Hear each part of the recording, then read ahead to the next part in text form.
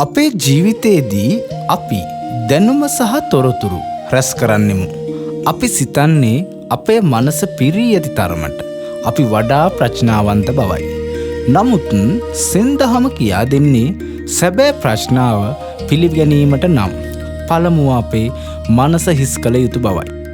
මේ කතාවේදී මාස්ටර් තැන්නින් විසින් විශ්වවිද්‍යාලයේ මහාචාර්යවරයෙකුට සරලම නමුත් බලවත් පාඩමක් ඉගැන්වුවා. තේ කෝප්පය පිරී ඉතිරී යාම යන කතාව අපට උගන්වන්නේ සැබෑ ශිෂ්‍යයෙකු වන්නේ කෙසේද කියායි. බොහෝ කලකට පෙර ජපානයේ තැන්නින් නම් වයෝ වෘද්ධ සහ අතිශය ප්‍රඥාවන්ත සෙන් ගුරුවරයෙක් ජීවත් වුණා. ඔහුගේ ආරාමයට දිනක් ඉහළ උගත් විශ්වවිද්‍යාලීය මහාචාර්යවරයෙකු පැමිණියා. මහාචාර්යවරයා සෙන්දහම ගැන සිය න්‍යායික දැනුම කියවා තිබුණා.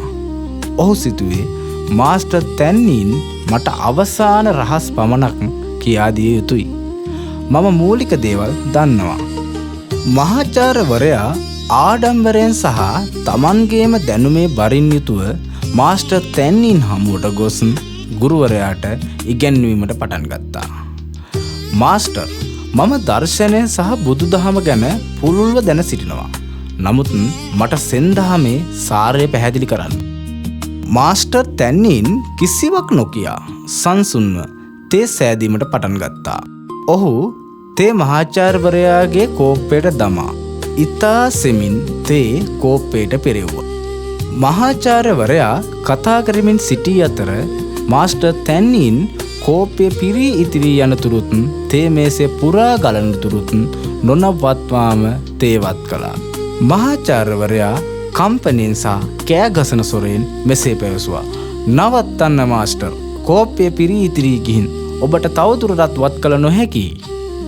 මාස්ටර් තැන්නින් තේ පෝච්චිය සංසුන්ව පසගෙන් තබා මහාචාර්යවරයා දෙස ගැඹුරුන් බලා මෙසේ කීවා.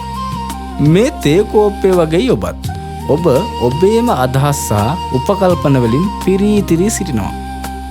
මට ඔබට සෙන්දහම ඉගැන්විය නොහැකි. ඔබ පළමුව ඔබේ කෝප්පය හිස් කළ යුතුයි. සෙන්දහමට අනුව හිස් මනසේ සත්‍යය. පළවෙනි එක තමයි පිරුණු කෝප්පය. ඔබේ සිත පැරණි දැනුමෙන් සහ තර්කයෙන් පිරී ඇති විට නව ප්‍රඥාවට ඇතුල්වීමට ඉඩක් නැහැ. නවතේ ගලා යන්නේ නැහැ. දෙවෙනි එක හිස් කිරීමේ වැදගත්කම. සැබෑ ශිෂ්‍යයෙකු යනු නිරන්තරයෙන්ම තමන්ගේ කෝප්පය හිස් කරන කෙනෙක්. නව ඉගැන්වීමක් පිළිගැනීමට පෙර පැරණි උපකල්පන මුදා හරින්න. තුන්වෙනි එක තමයි විමුක්තියේ අවකාශය. හිස් අවකාශය යනු විමුක්තියේ ආරම්භයයි. මහාචාර්යවරයා තම ඇඳුම් තේවලින් තෙත්වී ඇති බව නොසලකා මාස්ටර් තැන්නින්ගේ වචනවල ගැඹුරු අර්ථය අවබෝධ කරගත්තා. ඔහුට අවබෝධ වුණා තමන්ගේ උපාධිය සහ දැනුම තමන්ගේම ප්‍රගතියට බාධාවක් වී ඇති බව. මහාචාර්යවරයා ගැඹුරින් වැඳ කිසිවක් නොකියා ගියා. ඔහු ආපසු පැමිණියේ සැබෑ ශිෂ්‍යයෙක් ලෙසින් හිස් සිතකින්ය. සෙන්දහම කියා දෙන්නේ ප්‍රඥාව ඉගැන්විය නොහැකි. එය පිළිගත යුතුයි. ඉගෙනීමට නම් අවකාශයක් තිබිය යුතුයි. ඔබගේ සිත නිරතුරුවම හිස් කෝප්පයක් මෙන් නිදහස්ව නව ප්‍රඥාවට ඉඩ සලස්වන්න.